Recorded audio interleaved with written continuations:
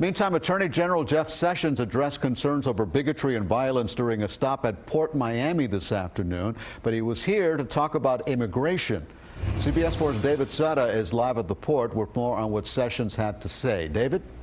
That's right. Sessions spoke to a room packed with law enforcement. There was just one politician in the room, the mayor of Miami-Dade County, and it seemed like he didn't even want to be there. In the end, while he came to praise Miami-Dade County, he really used us as a podium to basically tell all the big cities in the United States to get in line.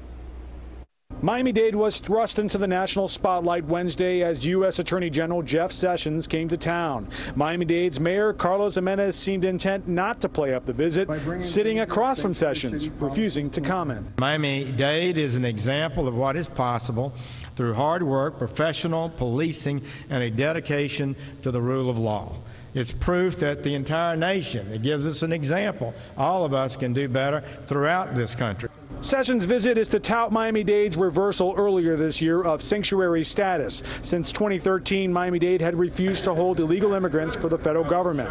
Most of it centered around funding. When President Donald Trump threatened to withhold federal funding earlier this year, Jimenez reversed course. Many big cities held out. Respect for the rule of law has broken down.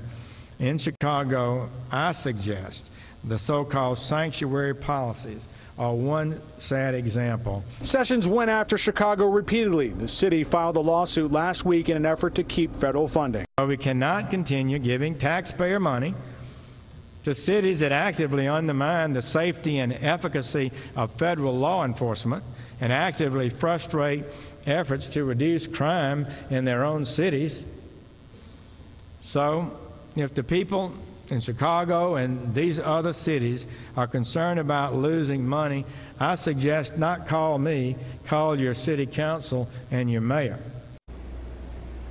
And shortly after he was done, Sessions left, and so did the mayor. The mayor did not address the media. He has said in the past, though, that this reversal is only an extension to hold illegal immigrants for up to 5 days at the request of federal government.